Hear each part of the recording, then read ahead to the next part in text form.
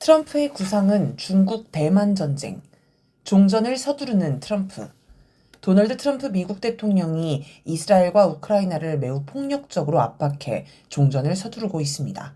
트럼프 정부가 두 전쟁을 끝내리라 예상은 했지만 이렇게까지 전격적으로 밀어붙이는 건 매우 특이한 모습입니다. 트럼프 대통령 취임 직전인 1월 19일 이스라엘과 하마스 사이에 휴전 협정이 체결됐습니다. 트럼프 대통령이 파견한 스티브 위트코프 중동 특사가 싫다는 이스라엘을 꺾어눌러 강제로 협정에 도장을 찍게 만든 것입니다. 심지어 네타냐후 총리 측이 유대교 안식일 기간이라는 핑계를 대고 다른 날 와달라고 부탁했지만 위트코프 특사가 난 그런 것 모르겠고 가겠다 라며 이스라엘 측을 강제로 협상장에 앉혔다는 보도도 나왔습니다. 협정 내용은 전반적으로 팔레스타인과 하마스 측에 유리했습니다. 아마도 합의를 서두르려고 미국이 이스라엘의 양보를 강요한 듯합니다. 그래서 팔레스타인 측에서는 승리했다는 평가가 나오지만 이스라엘 측은 협정을 깨고 다시 전쟁하자는 목소리가 터져 나옵니다. 휴전협정 2단계 이행이 불투명하다는 이야기도 나왔지만 워낙 미국의 압력이 강하다 보니 일단은 협정이 계속 이행되고 있습니다. 기드온 사르 이스라엘 외무부 장관은 18일 휴전 2단계 진입을 위한 협상을 이번 주 시작한다고 밝혔습니다. 우크라이나 상황은 더 심합니다. 볼로디미르 젤렌스키 우크라이나 대통령이 러시아가 차지한 땅을 되찾겠다며 휴전을 거부하자 아예 미국이 우크라이나를 배제하고 러시아와 직접 협상을 해버렸습니다. 한국전쟁 당시 정전을 반대한 이승만을 배제하고 미국이 직접 북한과 협상한 모습을 연상시킵니다.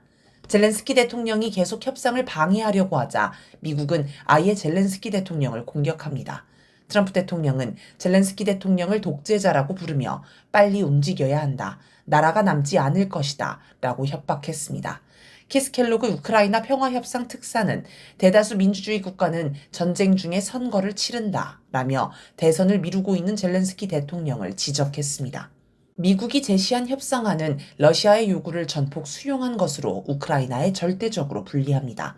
게다가 트럼프 대통령은 이 협상과 별도로 우크라이나를 향해 그동안 지원한 것을 2배로 갚으라고 압박합니다. 양아치도 이런 양아치가 없습니다. 트럼프 대통령이 왜 이스라엘 우크라이나의 반발을 무릅쓰고 하마스, 러시아의 유리한 방향에서 종전을 서두를까요? 첫째, 전쟁에 이길 수 없다고 판단했기 때문일 것입니다. 트럼프 대통령 말처럼 지금 전쟁을 끝내지 않으면 나라가 남지 않을 것이기 때문입니다. 둘째, 미국이 더 이상 무기를 지원할 수 없기 때문입니다. 병력을 지원하는 건 더더욱 불가능합니다. 미국이 지원을 중단하면 패전은 시간 문제입니다. 더 잃기 전에 여기서 멈추는 게 낫다고 봤을 것입니다. 하지만 이것만으로는 충분히 해명이 안 됩니다. 중국과의 대결에 집중하는 트럼프. 아마도 미국이 종전을 서두르는 건 중국 때문으로 보입니다. 트럼프 대통령은 대선 전부터 중국의 모든 초점을 맞추고 있었습니다. 중국과 경제전쟁에 집중하고 나아가 진짜 전쟁도 불사해야 하는 상황이니 다른 전쟁을 정리하려는 것입니다. 트럼프 대통령은 첫 임기 때 이미 중국과 경제전쟁을 시도했다가 실패한 경험이 있습니다.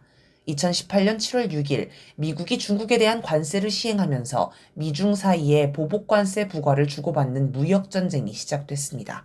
약 1년 반 정도 치열한 다툼 끝에 2020년 1월 15일 양국은 1단계 무역협정에 서명하며 휴전에 돌입했습니다. 사실 미국이 코로나19 사태로 무역이고 뭐고 대혼란에 빠지는 바람에 흐지부지 된 측면도 있습니다. 1년 반의 무역전쟁을 돌아보면 대체로 미국의 패배라는 평가가 많습니다. 철강 등 미국 내 일부 산업은 지지했지만 나머지 대다수 기업이 손해를 봤기 때문에 무역전쟁을 중단하라는 아우성이 빗발쳤습니다. 일론 머스크 테슬라 최고 경영자 같은 인물들은 중국에 건너가 친중 발언을 늘어놓으며 중국의 환심을 사려고 노력하기도 했습니다. 2019년 10월 12일 월스트리트저널은 전날 있었던 미중 무역협상 결과를 보도하면서 중국의 완벽한 승리라고 평가했습니다. 2달 후인 12월 13일 체결된 1단계 무역협정 결과를 두고도 뉴욕타임스는 중국 대미 강경파의 승리라고 평가했습니다. 트럼프 1기 정부가 중국과의 경제전쟁에서 패배한 걸 본 바이든 정부는 총구를 중국에서 러시아로 돌렸습니다.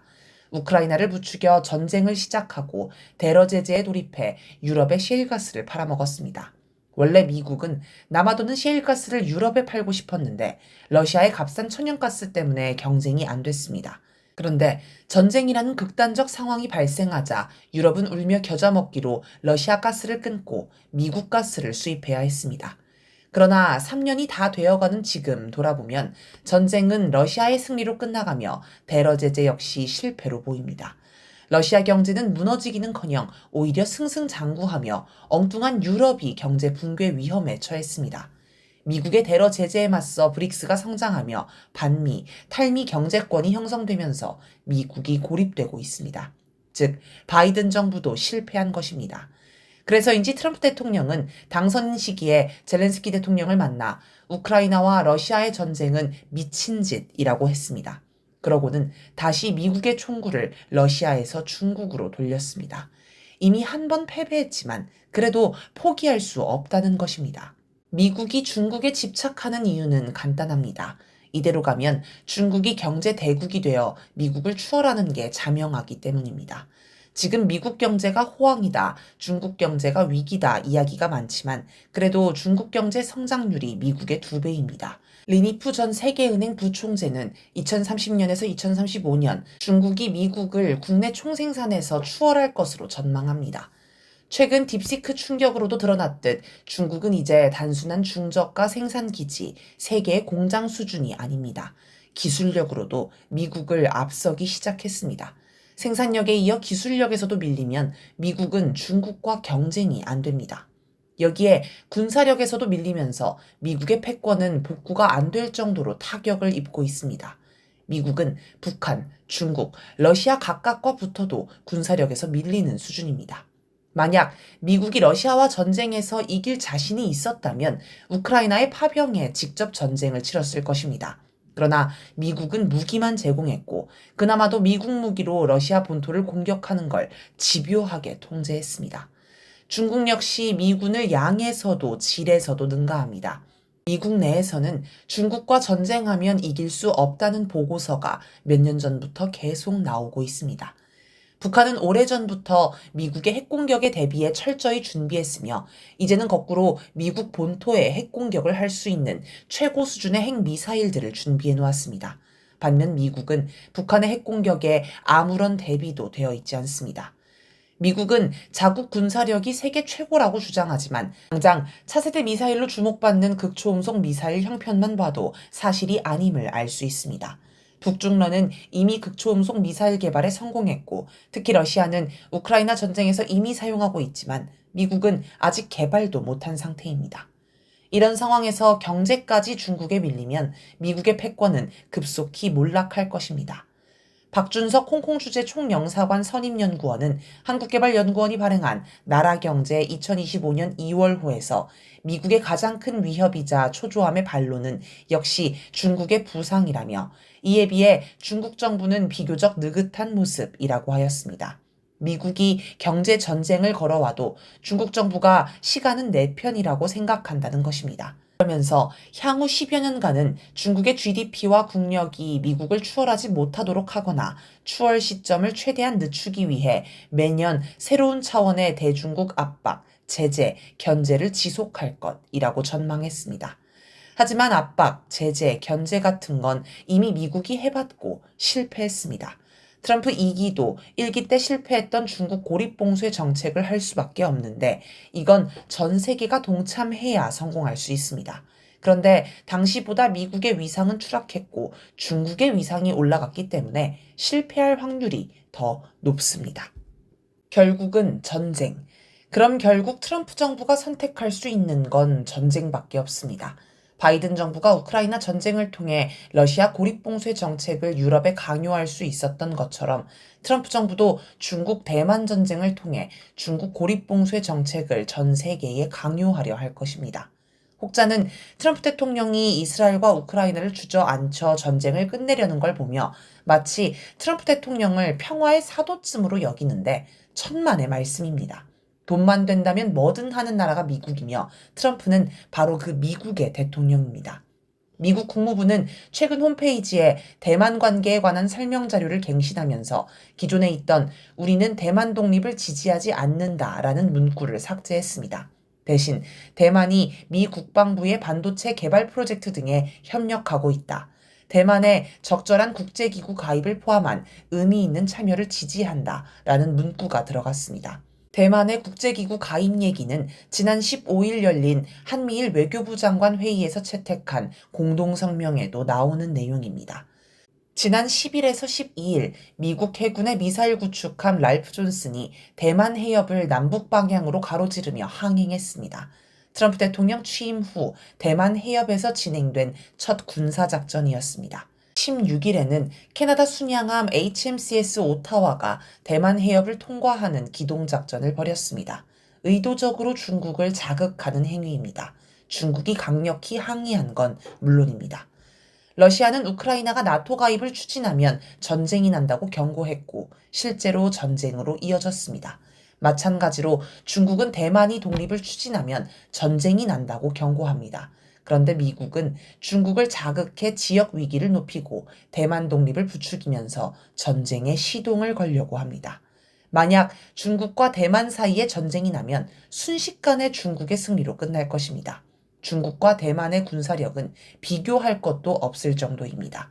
다만 미국이 참전하면 장기전이 될 수도 있습니다. 하지만 미국은 참전하지 않을 것입니다. 지금은 마치 전쟁이 나면 주일 미군이 움직이고 괌과 하와이에 있는 미군도 출동할 것처럼 분위기를 잡지만 대만을 안심시키려고 하는 얘기일 뿐입니다. 우크라이나 때와 마찬가지로 무기만 제공하고 말 것입니다. 우크라이나 때도 전쟁이 나면 미국과 유럽 전체가 우크라이나를 도와줄 것처럼 분위기를 잡다가 막상 전쟁이 나니 가장 먼저 미국이 참전하지 않겠다고 선을 그었습니다. 참전할 다른 나라도 없습니다. 이길 가망이 없는데 어떤 나라가 중국과 적대국이 되려고 하겠습니까? 그러면 대만만 잃고 끝날 전쟁을 미국은 왜 바라는 걸까요? 첫째, 전쟁을 빌미로 전 세계의 중국 고립봉쇄 정책을 강요할 수 있습니다. 우크라이나 전쟁을 빌미로 전 세계의 러시아 고립봉쇄 정책을 강요한 것과 마찬가지 논리입니다. 지금은 중국과 경제 교류를 끊으라고 해도 말을 들을 나라가 없습니다. 당장 미국 기업들도 정부 눈치를 보며 중국과 거래를 유지합니다. 미국은 전쟁과 같은 극단적 상황이 발생해야 중국과의 교류를 끊게 할 수 있다고 여길 것입니다. 그런데 세계의 공장 역할을 하던 중국과 당장 경제 교류를 끊으면 대책이 있어야 합니다. 이때는 인도나 베트남을 제2의 공장으로 삼을 수 있습니다. 그러면 안 그래도 중국과 경쟁, 갈등 관계인 인도, 베트남을 중국에서 더 떼어놓고 미국 쪽으로 당길 수 있습니다. 러시아같이 중국과 밀접한 관계에 있는 나라에는 추가로 이권을 챙겨줘서 중국과 멀어지게 할 것입니다. 우크라이나 전쟁과 관련해 미국 내에서 가장 큰 실책으로 꼽는 건 중국과 러시아를 밀착시켰다는 것입니다. 중국과 러시아를 이간질한 뒤에 전쟁했어야 승산이 있었다는 평가입니다. 그래서 중국 대만 전쟁을 기획할 때는 러시아를 중국에서 떼어놓기 위한 방법도 연구할 것입니다. 둘째, 전쟁을 계기로 대만 반도체 산업을 무너뜨릴 수 있습니다.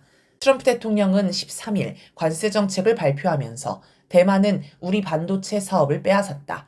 인텔이 잘하고 있는데 대만이 가져갔다. 미국으로 되돌리겠다. 라고 했습니다.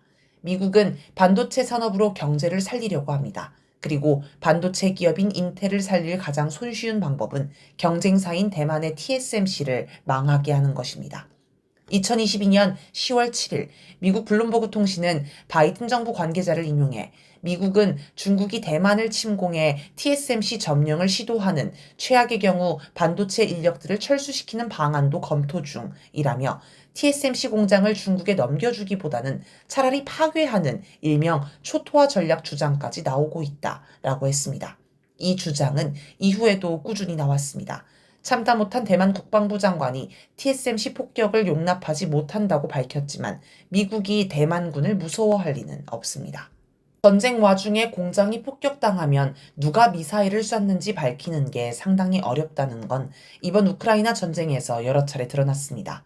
우크라이나 전쟁 와중에 러시아와 독일을 잇는 가스관 노르트스트림을 파괴한 세력이 중국 대만 전쟁 중에 TSMC 공장이라고 몰래 파괴하지 못할까요? 셋째, 전쟁을 계기로 아시아판 나토를 결성할 수 있습니다. 한미일은 기본이고 여기에 인도, 호주, 베트남, 필리핀 등 중국과 갈등하는 나라를 최대한 많이 끌어들일 것입니다. 국내 반중 여론의 배경. 중국 대만 전쟁이 발발하면 바로 옆에 있는 한국에도 불똥이 튈 것입니다. 미국은 한국이 철저히 대만 편을 들어 중국을 배척하기를 바랍니다. 참전은 안 하더라도 최소한 중국 불매 운동이라도 해야 합니다. 그래서 한국 내 반중, 협중 정서를 열심히 퍼뜨리고 있을 것입니다. 최근 들어 반중 여론이 급격히 올라간 것도 이와 관련이 있을 수 있습니다. 18일자 MBC PD수첩 방송 광장의 음모론 일부 태극기 든 애국 청년에는 최근 청년층에 무섭게 불고 있는 반중 정서를 고스란히 보여줍니다. 내란 지지 집회 참가자들이 지나가던 한 여성을 둘러싸고 말투가 어눌한 게 중국인 같다. 국적을 밝히라 라며 위협합니다. 집회에서 발언을 한 20대 여성은 윤석열 대통령이 탄핵이 된다면 우리나라 자유민주주의 체제가 끝나고 저 이재명의 민주당 그리고 그 뒤에 있는 중공 세력이 우리나라를 먹을 것이라며 확신에 넘친 표정으로 말합니다.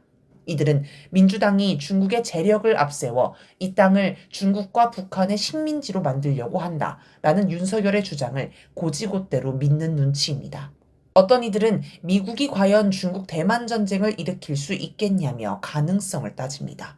우크라이나 전쟁도 발발 직전까지 대부분 안 일어날 거라고 여겼습니다. 가능성의 문제가 아니라 미국의 구도가 이렇다는 걸 주의 깊게 봐야 합니다.